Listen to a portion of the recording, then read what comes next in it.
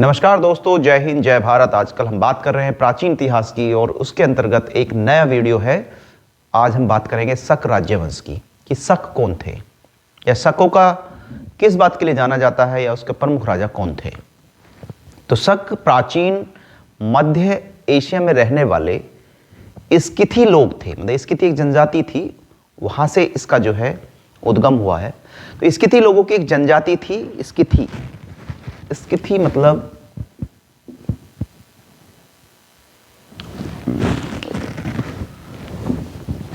स्किथी एक जनजाति कह सकते हैं, वहां से इसका उद्गम माना जाता है और कुछ इतिहासकार इसको डिनाय भी करते हैं। तो स्किथी लोगों की एक जनजाति या अन्य जनजातियों का एक समूह था। शक मूलतः आर्य थे, यानी कि ऐसा कई जगह एविडेंस मिला है कि ये आर्य थे और इनकी सही नस्ल की पहचान करना बहुत कठिन था, बहुत कठिन है। मतलब प्राचीन भारतीय, ईरानी, यूनानी, चीनी जो है अलग अलग तरह से अलग अलग इसके सोर्स बताते हैं, तो इनका विवरण देना बहुत कठिन है। फिर भी कुछ इतिहासकार जो हैं ऐसा मानते हैं कि सभी शक स्किथी थे, लेकिन सभी स्किथी शक नहीं थे।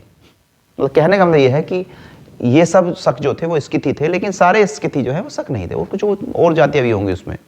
यानी कि शक स्किथी समुदाय के अंतर्गत कुछ हिस्सों की जाति का नाम था। स्किथी विश्व के भाग होने के ना, यानी कि अगर हम बात करें तो ये जो स्किथी थे या जो थे वो सभी लोग वो शक थे। यानी कि शक जो है वो स्किथी परंपरा के अंतर्गत या उसी जनजाति से कहीं ना कहीं इनका संबंध रहा है। और यानी कि स्किथी विश्व के भाग मतलब जिस भाग में हिस्सा करते थे, यानी कि जिस हिस्सा में रहते थे वो मध्य एशिया से और भारत का जो बीच का हिस्सा था उस पर लगभग उनका शासन रहा। और शक एक प्राचीन ईरानी भाषा परिवार की बोली बोलते थे। इनका अन्य स्किथी सरमती लोगों से संबंध था। शकों का भारत के इतिहास पर गहरा असर रहा है, क्योंकि यह ग्वेछी लोगों के दबाव से भारतीय उपमहाद्वीप में घुस आए थे और यहाँ के बड़े साम्राज्य को उन्होंने बनाया। जो गुजरात वाला हिस्सा है वहाँ पर भी शकों ने राजा किया, शासन किया। और आधुनिक जो भारतीय कैलेंडर है, जिसे भारतीय कैलेंडर में दर्जा दिया गया है, यानी कि शक संवत, वो भी इन्हीं की देन है। यानी कि बहुत से इतिहासकार इनके दक्षिण एशियाई साम्राज्य को शकस्तान भी कहते हैं, जिसमें पंजाब, हरियाणा, राजस्थान, गुजरात, सिंध, खैबर पख्तूनख्वा जो पाकिस्तान का हिस्सा है, या खैबर पख्तूनख्वा और अफगानिस्तान उस वाला जो हिस्सा है, वो एक तरह से इसका जो है इनके साम्राज्य का हिस्सा था। और अगर हम बात करें, शक प्राचीन आर्यों के वैदिक कालीन संबंधी रहे हैं और इन्होंने भी साकल द्वीप पर अपनी राजधानी बनाई। और भारतीय जो इतिहास रहा है, पुराणिक इतिहास, राजा सगर द्वारा जो है लोग मतलब ऐसा मान्यता है कि देश से निकाल दिया था और लंबे समय तक ये निराश्रय रहे, बाहर रहे और फिर वापस लौटे। तो हुण और शकों को साकल द्वीप क्षेत्र से भी खदेड़ दिया गया, जिसके परिणाम स्वरूप शकों की कई क्षेत्रों में बिखराव भी हुआ।